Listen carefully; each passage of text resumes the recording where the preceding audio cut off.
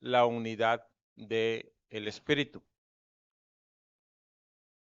Y es hermoso porque nos habla de que como iglesia estamos unidos.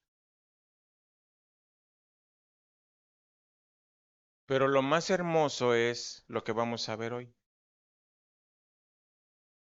Que aunque todos conformamos una unidad, Dios hizo algo en el individuo para que se llevara a cabo esa unidad.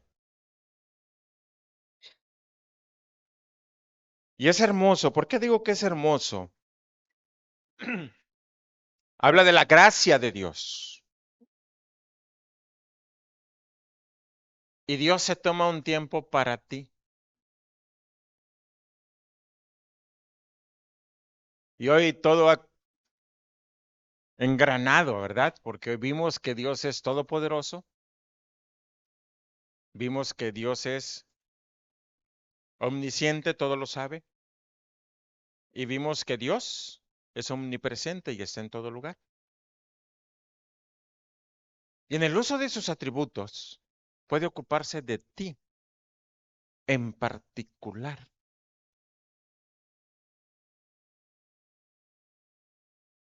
Y la palabra de Dios nos enseña verdaderamente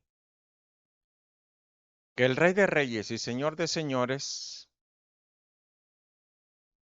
te dedica de su tiempo.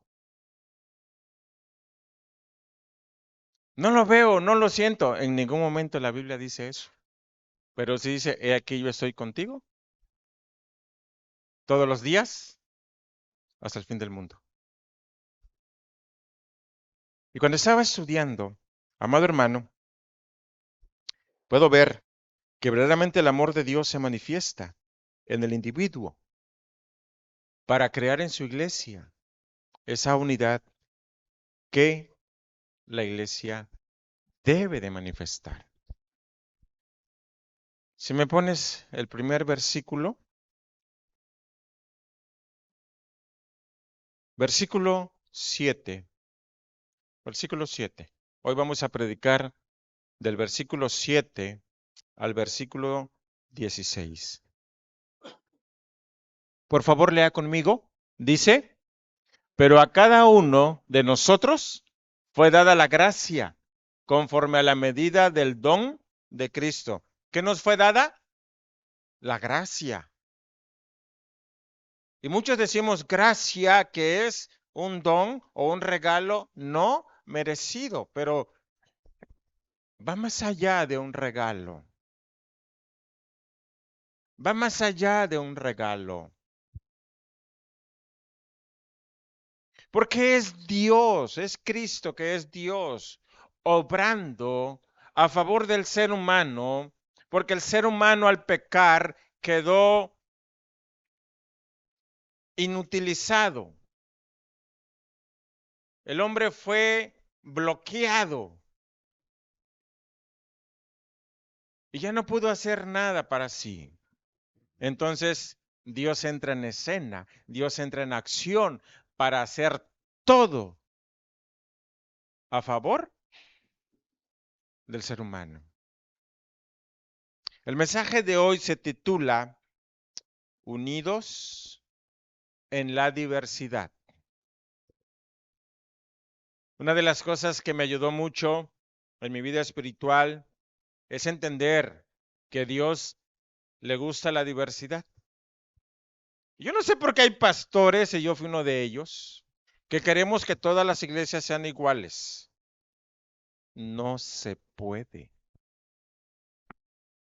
Y aunque las cebras las veas iguales, ninguna es igual. Y aunque tu huella la veas igual, ninguna es igual. ¿Sabes cómo se llama esto? Diversidad.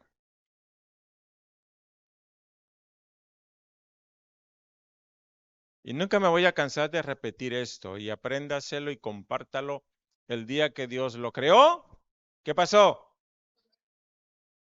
Ah, ya se lo van aprendiendo. Pero el día que Dios lo creó, Él rompió el molde. No hay ninguno como usted. Varón, siéntase único. Hermana, siéntase única porque es la realidad.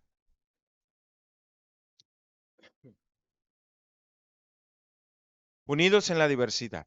Dice, pero a cada uno de nosotros, fíjese, está hablando de que somos uno, ¿verdad? De que hay una unidad como iglesia, de que tenemos un Dios, un Salvador, pero le habla a la iglesia y después cambia al individuo.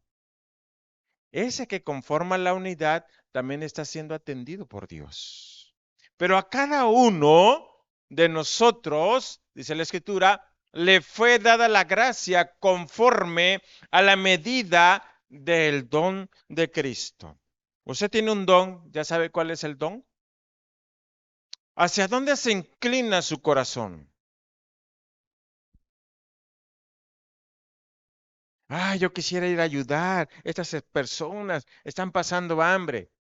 Hay varios dones: misericordia, ayuda, servicio, ¿sí?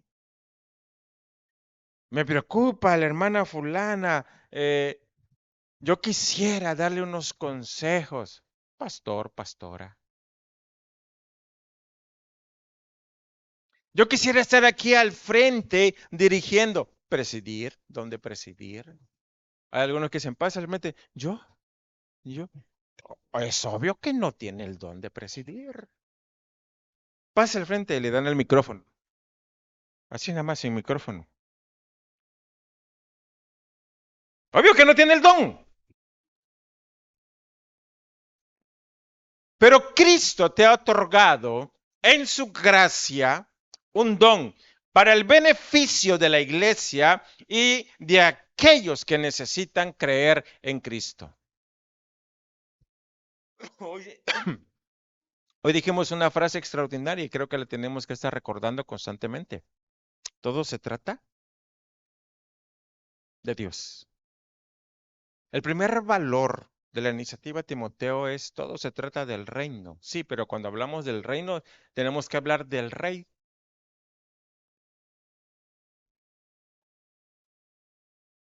¿Y el rey quién es? Nuestro Dios. Y este rey te ha otorgado una habilidad porque eres parte de una unidad. Y decíamos, ¿qué mejor alegoría o ejemplo para hablar de la unidad que nuestro propio cuerpo? ¿Cuántos sistemas tenemos? Un montón. Tenemos 12. ¿Cómo le hizo Dios para que 12 cosas funcionen en conjunto? ¿Sí? Y que cada sistema tiene sus propias ramificaciones para que pueda funcionar como sistema. Es extraordinario. Sin embargo, esa habilidad que Dios te ha dado, lo pasamos al versículo 8. Lea conmigo, dice, por lo cual dice, subiendo a lo alto, llevó cautiva la cautividad y dio dones. No se confunda con talento. El talento, usted nace con un talento. Se dice, los especialistas dicen que cada ser humano nace con más de 500 habilidades. Y yo he escuchado a personas que dicen, es que yo no sé hacer nada. No, no te has ocupado en desarrollar lo que ya traes. Eso es diferente. ¿Sí? Ay, cómo me gustaría a mí aprender a hacer pan. Es que trae el talento del pan. O perdón, trae el talento de hacer pan. Pero es más fácil ir a la tiendita y comprarlo. ¿Sí? Ay, cómo me gustaría a mí ser un excelente cocinero, una excelente cocinera. ¿Sí? Y lo intenta y rompe el huevito y él lo está moviendo y quiere ser como los chefs. Lo avienta y queda pegado en el techo. ¿verdad? Trae el talento, pero el don espiritual lo recibe usted en el momento en que Cristo entra a su corazón. Y tiene una finalidad. La finalidad no es para usted, porque el don espiritual no es para beneficiarse usted. Porque si se empieza a beneficiar usted, entonces corrompe el principio de la unidad. Porque al final dice, de lo que hemos visto, un Padre y Dios, el cual es en todos y sobre todos. Al final nos dice, es Dios. Todo se trata de Dios y su reino. Y el don que usted tiene una finalidad, servir a ese Dios. No es servirse a sí mismo. Pastores e iglesias se pierden cuando buscan el beneficio propio. ¿Y lo hay? Sí, sí lo hay.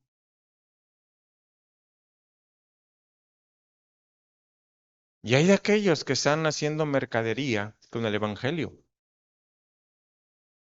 porque lo hay.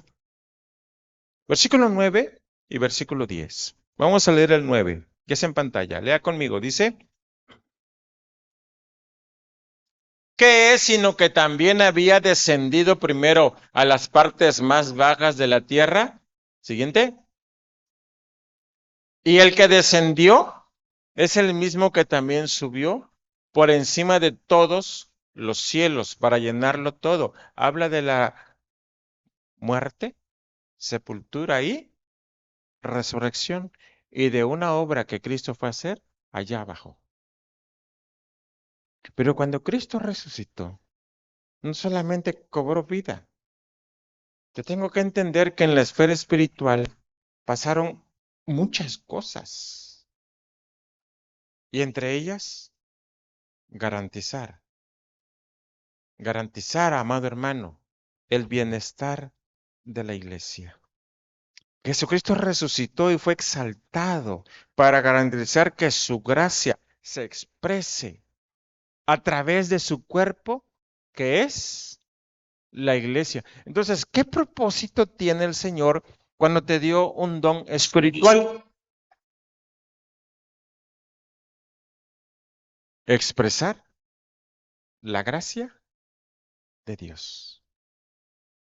Tu don tiene un propósito, expresar la gracia de Dios.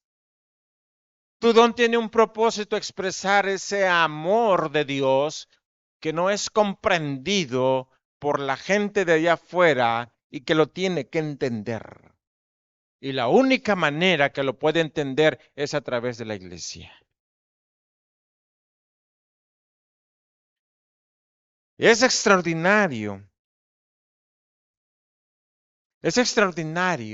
porque cuando tú entiendes que vas a expresar la gracia de Dios a través de tus habilidades, entonces no se trata de ti, se trata de Dios. Se trata de su amor incomparable e incomprensible que le hemos llamado gracia. Todo lo que Dios está haciendo para que sus criaturas que fueron creadas a su imagen vuelvan a regresar a Él. No se trata de ti ni de mí, pero esa es la gracia de Dios. Dios haciendo todo lo posible para que un ser humano más alcance esa salvación. Y las habilidades que Dios te ha dado, amado hermano, tienen esa finalidad.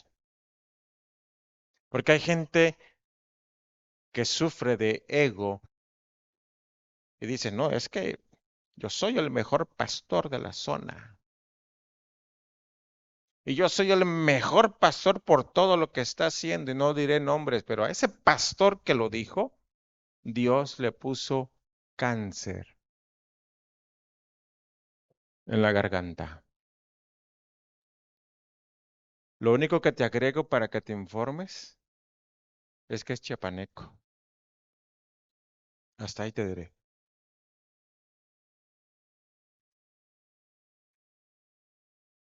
Y cuando él dobló rodillas y le dijo, Señor, perdóname, ya entendí. No se trata de mí, se trata de usted. Dios lo pasó por un proceso de sanidad. Entienda, y debemos de entender todos como iglesia que sí, estamos unidos, pero en lo particular Dios te ha dado algo para que tú contribuyas a esa unidad. Esa gracia que está en ti, amado hermano, y que debes de manifestarla, es para la unidad y para que el mundo conozca quién es Jesús. Nuestro desafío: sirvamos con nuestros dones y talentos a Cristo, a la iglesia, para alcanzar a los perdidos. Amén. Amén. Ok, yo dije, chanfle, no me entendieron. Punto número 2. ¿Pones versículo 12, por favor? Dice así el versículo 12. Bueno, regrésate al 11. Y él mismo constituyó quién es él, el Señor Jesucristo. Y él mismo constituyó a unos apóstoles. Apóstol significa enviado. ¿Sí? Nosotros los bautistas creemos que son aquellos que son enviados a abrir nuevas iglesias. Los apóstoles de Hechos andaban abriendo nuevas iglesias. Profetas, o sea, el que predica. Evangelista, pastor y maestro. Ahora sí, el 12. A fin, y cuando leemos la palabra a fin, nos está indicando el propósito. A fin de perfeccionar a los santos para la obra del ministerio, para la edificación del cuerpo de Cristo. Punto número 2. Cristo te da el don con una finalidad. Cristo te da esa habilidad con una finalidad, con un propósito. Hay un objetivo que perseguir. Hay un objetivo. Y muchas veces, amado hermano, te regresas al 11, por favor. Gracias. El mismo constituyó a unos apóstoles, a otros profetas, a otros evangelistas, a otros pastores. Dicen los eruditos que esta palabra debe decir pastor maestro, que es un solo don. Porque el pastor siempre está enseñando. Tiene que enseñar. ¿Por qué? Porque es su forma en que va a alimentar al rebaño. ¿Sí? Pasamos al 12, ahora sí. Gracias. A fin de perfeccionar a los santos. Ojo, cuando una iglesia le impone al pastor otra tarea de la cual Dios no le ha ordenado, se cae en un problema de herejía. Y hay iglesias que dicen, no, pastor, aquí está su horario, tiene que estar en la oficina y tiene que visitar a los hermanos. ¿Dónde dice la Biblia eso? ¿Para qué los puso el Señor? ¿Para qué? Para perfeccionar, a fin de perfeccionar a los santos. El misionero, el profeta o predicador, el evangelista, el pastor maestro, está para perfeccionar a los santos. Ojo, la palabra catartismo, que es perfeccionar, habla de entregar el mobiliario completo. O sea, que nosotros los pastores tenemos que entregarle a ustedes las herramientas necesarias que necesita para desarrollar el ministerio para la obra, para la obra. ¿Quiénes son los que deben de ir? La iglesia. ¿Quiénes son los que van a trabajar? La iglesia. ¿Quiénes son los que tienen que edificar el cuerpo? La iglesia. ¿Cuál es el rol del que está al frente de la iglesia? Perfeccionar, entregar lo que necesita el creyente para desempeñar ese ministerio.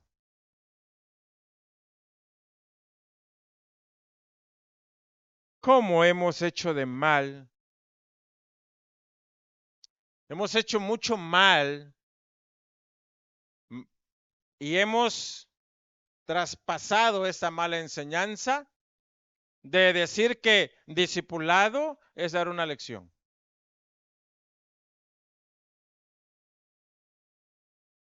Tache.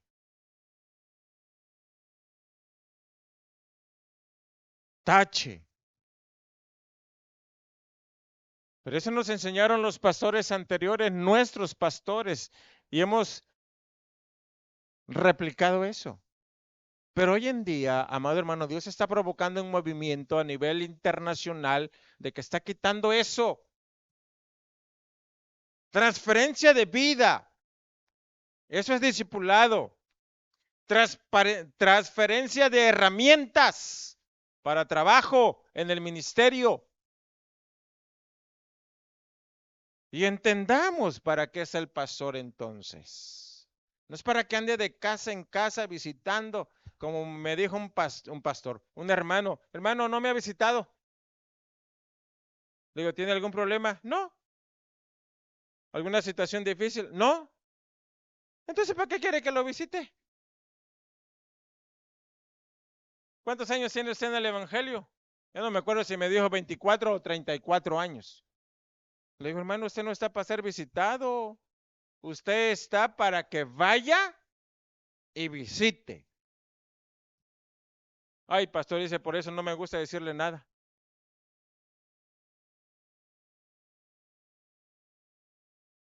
La iglesia de hace unos 30 años atrás pensaba así.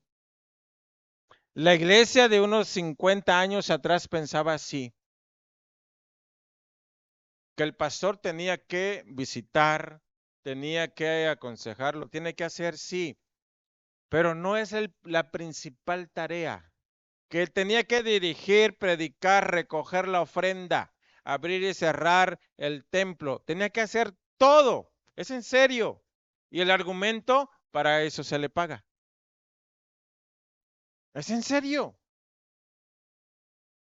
Pero cuando venimos a la escritura, el Señor dice, hágase todo decentemente ¿y qué? En orden. Dios tiene orden. Dios no es un Dios de desorden. Dios tiene orden. Y dice, a los que están al frente de la iglesia, los puse para que entrenen. Chanfle. Porque entonces nos metemos en un verdadero problema. Porque para que el pastor sea entrenador, tiene que capacitarse como entrenador. ¿Por qué? Porque va a entrenar a su rebaño. El problema es que muchas veces el rebaño no se deja entrenar. Porque perfeccionar, esa palabra griega, catartismo, lleva la idea de entrenamiento.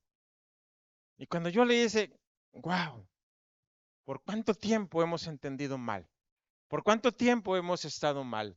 ¿Por cuánto tiempo hemos hecho las cosas mal? Y pensamos como Pablo, cuando él perseguía a la iglesia, que estaba haciendo bien.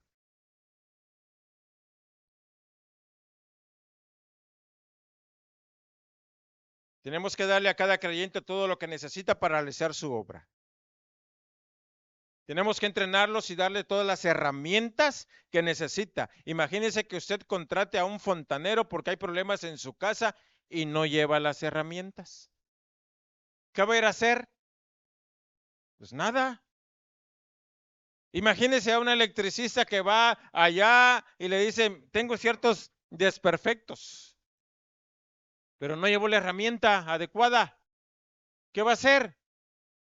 Nada. O a lo mejor diga, puedo venir más al rato, tengo que ir a mi casa a traer la herramienta que necesito.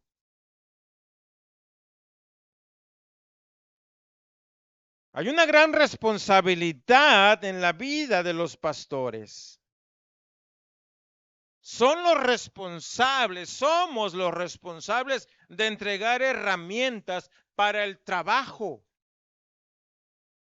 Somos los responsables de que sus habilidades fluyan al servicio de Dios, se pulan. ¿Qué cree que hace la hermana Oli cuando estamos en lead? Vamos entregando herramientas que en determinado momento le van a servir a usted. Usted tiene que saber qué hacer. Cuando Cristo le diga, órale, háblele de mí, usted va a saber qué hacer. Versículo 13, Iván, por favor. Lea conmigo, dice, hasta que todos lleguemos a la unidad de la fe. Ahí nada más. ¿Por qué me dice del versículo 1 al versículo 6 de que hay una unidad? Y que la iglesia está en unidad. Pero en el versículo 13 dice hasta que todos lleguemos a la unidad de la fe. ¿Cómo? ¿Estoy unido o no estoy unido? ¿Había observado eso?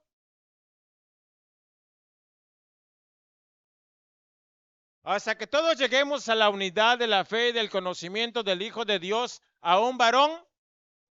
Entonces, la palabra perfecto me está hablando de crecer en madurez. Ya no voy a la iglesia porque el pastor no me saludó. ¿Se ha dado? Se ha dado. Yo no voy a la iglesia porque le mandé mensaje al pastor y me dejó en visto. Parecen niños berrinchudos. ¿Sí? Pero varón perfecto habla de que tú y yo entramos en un proceso de maduración. Hay cosas que antes de creer en Cristo tú no entendías, ¿cierto? Recibiste a Cristo y empezaste a entender y vas creciendo. Y cada vez que te acercas más a Cristo, usted entiende más, usted comprende más. Entonces, si Cristo te da el don con una finalidad, ese don tiene que ser pulido. Pero usted, entre más se acerque a Cristo, va a madurar más y el don será usado de una mejor manera. Vamos entendiendo esto.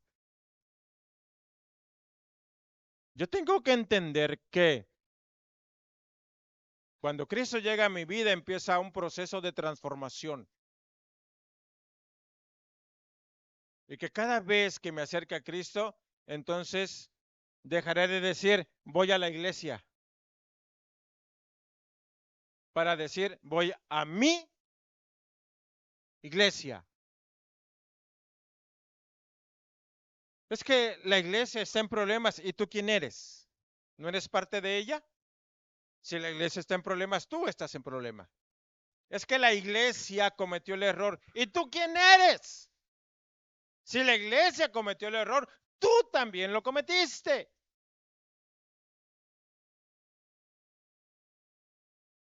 Les voy a dar una bonita noticia. Vengo contento de la convención.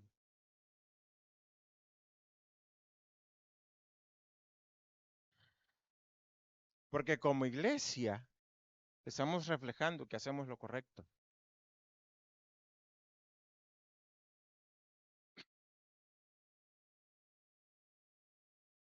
Hay un proceso que alcanzar y el proceso se llama madurez. caminamos hacia una madurez espiritual, donde vamos a manifestar unidad. Caminamos en ese proceso de madurez donde nuestra relación con Cristo me va a llevar a conocerlo cada día más y más y por experiencia. Yo le he contado experiencias, pero yo quiero que usted me cuente las suyas.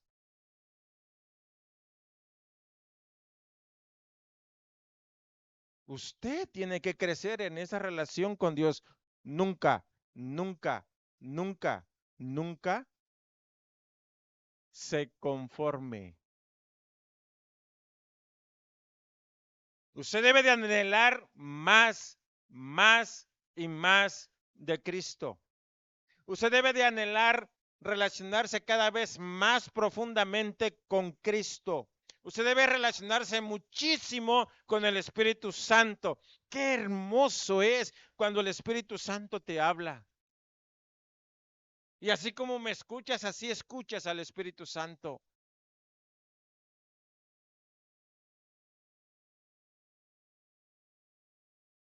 Qué hermoso es cuando el Espíritu Santo te dice cosas que no han acontecido.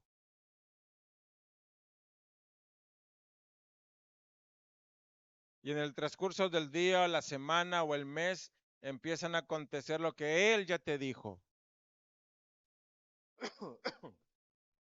Pero para esto, tú necesitas tener una relación real y verdadera con Dios. Tú necesitas buscar al Espíritu Santo todos los días con mucha honestidad.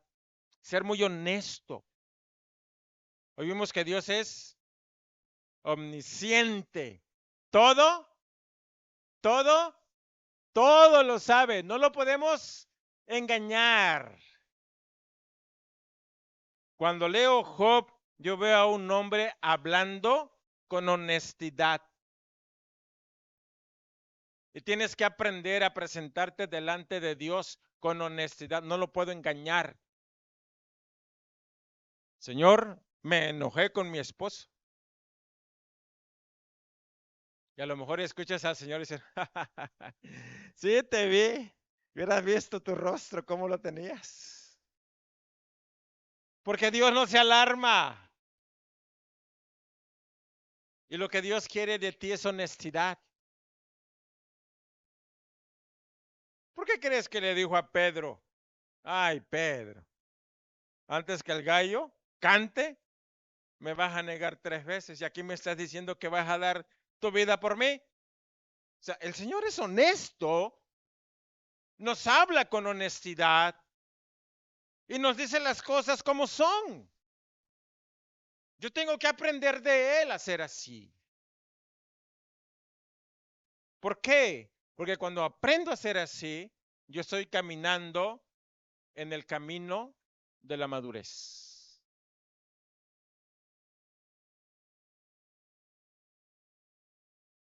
Una relación real y verdadera con Dios demanda honestidad. Entonces me encamino en la madurez espiritual. Tenemos que llegar a esa meta que es la madurez, a un varón perfecto, donde alcanzamos estabilidad espiritual. Versículo 14. Vea qué dice el versículo 14. Para que ya no seamos niños, ¿qué? Fluctuantes, llevados por doquiera de todo viento de doctrina, por estratagema de hombres que para engañar emplean con astucia las artimañas, y ahí andamos los cristianos creyéndonos cada herejía.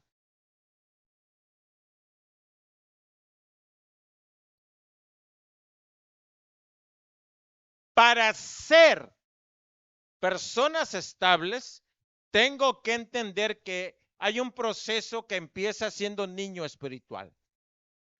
Y si se es niño, yo tengo que llegar a ser adulto. ¿Sí? Y que haya un momento, hermanos, de locura. Porque en la adolescencia, cuando te conviene, eres niño. Y cuando te conviene, pues te comportas como joven. y manejamos la conveniencia. Pero tú tienes que pasar, amado hermano, ese proceso porque no te puedes quedar siendo un cristiano adolescente. Tú tienes que crecer. Tú tienes que madurar. Tú tienes que desarrollarte. Para que ya no seamos niños fluctuantes llevados por doquiera de todo viento tú tienes que conocer la doctrina bíblica. Más que doctrina bautista, es doctrina bíblica.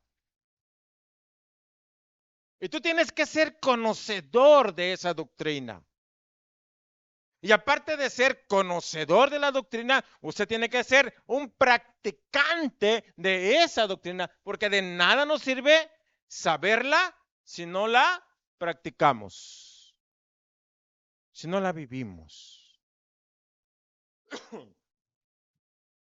Por eso yo debo de alcanzar estabilidad. En el mundo hablamos de estabilidad económica, hablamos de estabilidad laboral, hablamos de estabilidad emocional, hablamos de estabilidad familiar, pero ¿qué de la espiritual?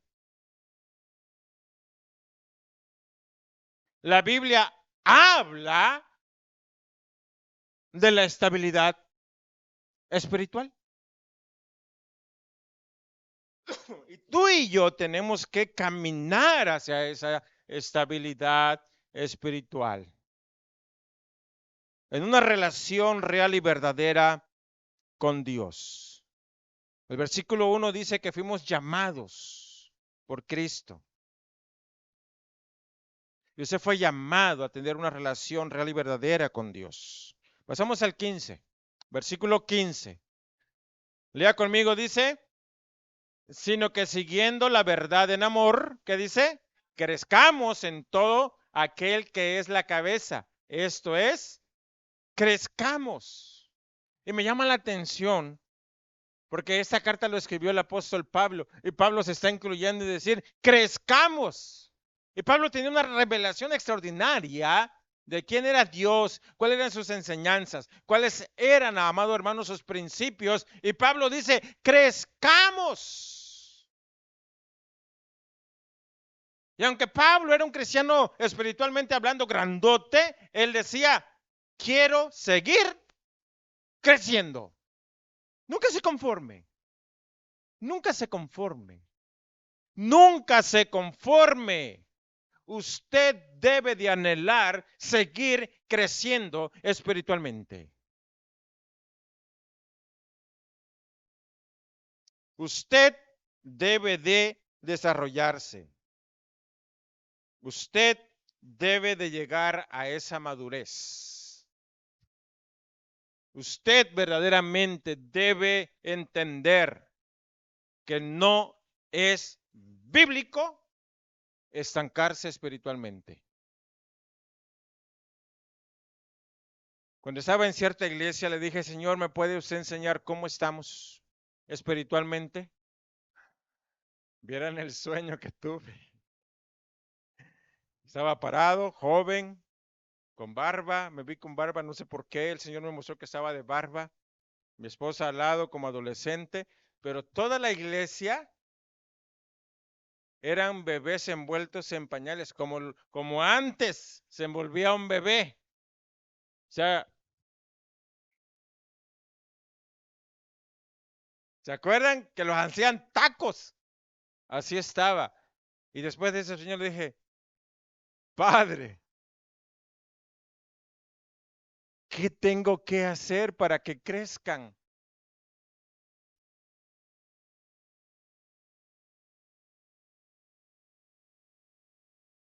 Muchas veces no hemos entendido que tenemos que ser intencionales. Dígale al que sea a su derecha y a su izquierda, tenemos que ser intencionales. Dígaselo. Es en serio. ¿Intencionales en qué? En agarrar la Biblia y estudiarla. Porque como padre y madre le dices al hijo, ve y lee tu Biblia. Pero ¿cuándo tu hijo te ha visto a ti como papá, como mamá, leer la Biblia? Discipulado es transferencia ¿de qué? ¿De qué? De vida. Tu hijo tiene que absorber tu vida. No le puedes dar a tu hijo lo que no tienes. Es mejor que le digas a tu hijo, vente, vamos a estudiar la Biblia. Que te vea. Hijo o nieto, vente, vamos a orar. Que te vea. Que te escuche que estás orando.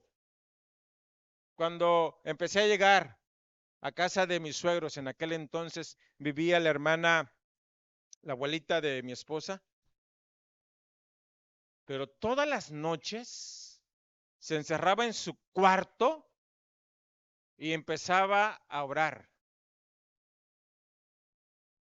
En la casa escuchábamos que la abuela estaba orando. Cuidado de aquel que hiciera un ruido. Le iba en feria. Porque la abuela estaba orando en su cuarto y se escuchaba. ¿Sabes qué hace mi suegro hoy, el hermano Aniel? Él no lo hace en las noches, lo hace muy de mañana. Se encierra en la casa de oración y se pone a orar. ¿Sabes qué hacen algunas de sus hijas e hijos? Se encierran y se ponen a orar.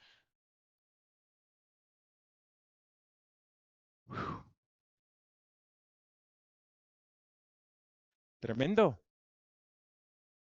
porque hubo una abuela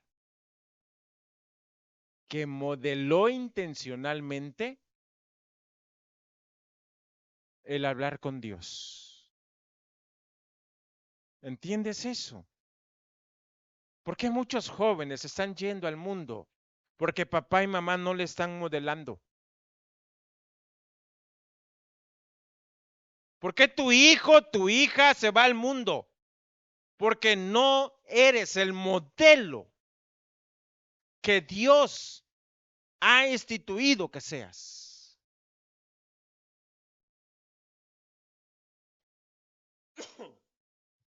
Crecer en madurez es entender que ustedes y yo, o yo y ustedes como iglesia, Dios nos ha puesto para modelar la gracia de Dios.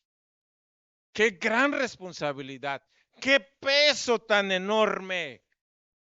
Y cuando somos maduros espiritualmente, lo entiendes y lo haces.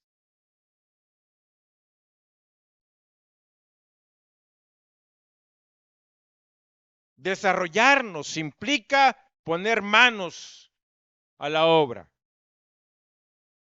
Pero aparte de eso, versículo 15 dice, sino que siguiendo la verdad en amor, crezcamos en todo, o sea, toda área espiritual tiene que ser cubierta, en todo en aquel que es la cabeza, esto es Cristo. ¿Quién es la cabeza?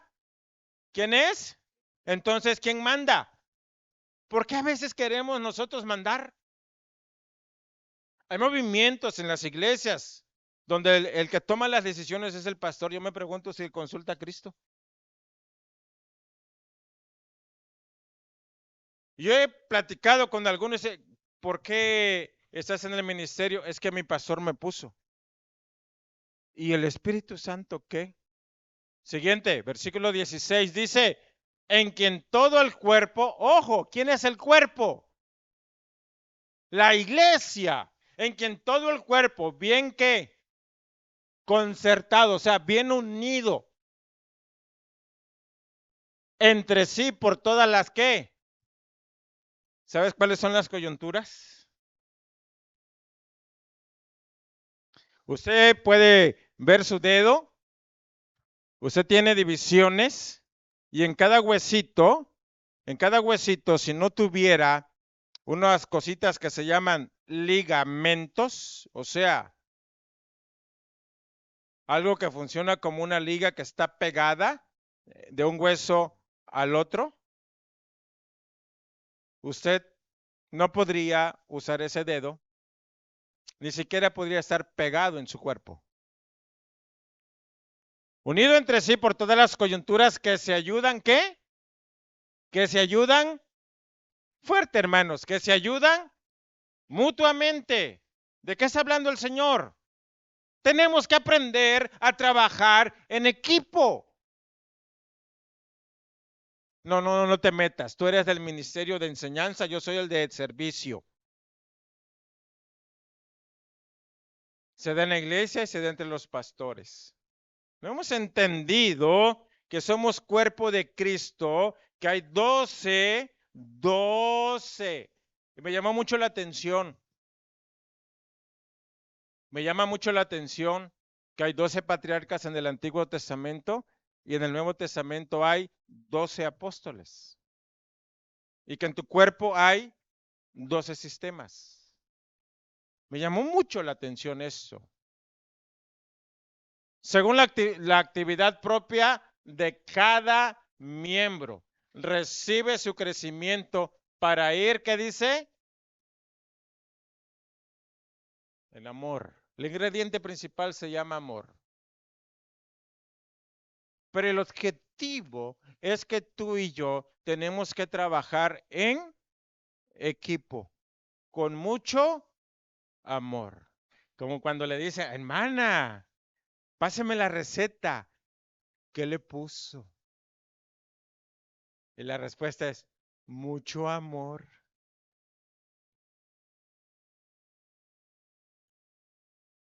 Déjeme decirle que tengo que lograr que como iglesia trabajemos como un solo equipo, pero el ingrediente del equipo se llama amor. Amor. Desafío. Amada iglesia, hagamos equipo. Donde si uno baja, el resto agarra la cuerda. Y donde uno no puede, que entre otro. ¿Sabía usted que cuando los pájaros vuelan, hay uno que va adelante? Que cuando se cansa, se va abriendo y se pasa para atrás y otro entonces entra para dirigir el grupo. La misma naturaleza nos enseña el trabajo de equipo. Me gusta muchísimo ver al búfalo africano. Me encanta porque la escritura lo toma como ejemplo y dice el Señor, te daré fuerzas como la del búfalo. ¿Sabes cuál es la fuerza extraordinaria y poderosa del búfalo? Unidad, la fuerza de la manada. Podrán estar, amado hermano, agarrando una manada de leones a una vaca, a un becerro, pero cuando viene la manada, pues será muy león rugiente. Hay un video donde hay un león donde está rebotando de cuerno en cuerno. ¡Pum!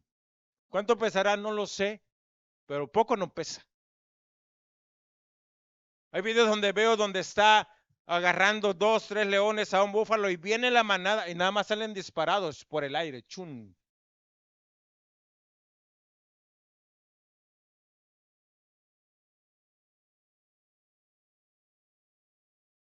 En la naturaleza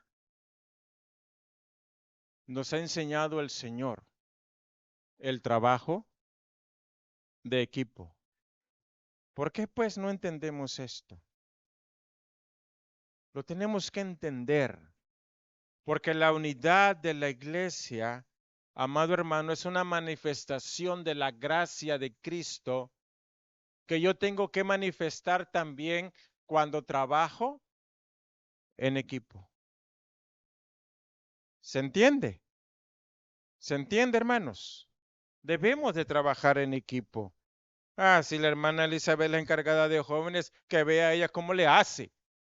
No se trata de eso. No, el hermano Dani es el encargado de servicio, que ahí se las arregle solo. No se trata de eso. Tengo que entender que debo de hacer las cosas en orden, pero que como iglesia todos conformamos un equipo de trabajo para el Rey de Reyes y Señor de Señores. Y nuestro desafío es que hagamos equipo y sirvamos a Cristo, que crezcamos espiritualmente como equipo. Entienda, entendamos que no solamente voy a crecer en lo individual, tengo que crecer como equipo. Y eso es lo que Dios espera. Eso es lo que Dios quiere. Eso es lo que tenemos que hacer. Dios, gracias, porque nos permites reflexionar en tu palabra.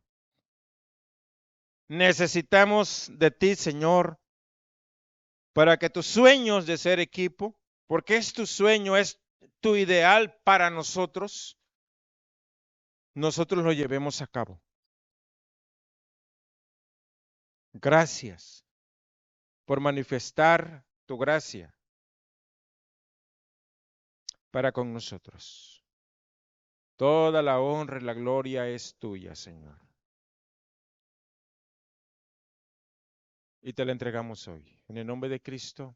Amén. Dios les bendiga.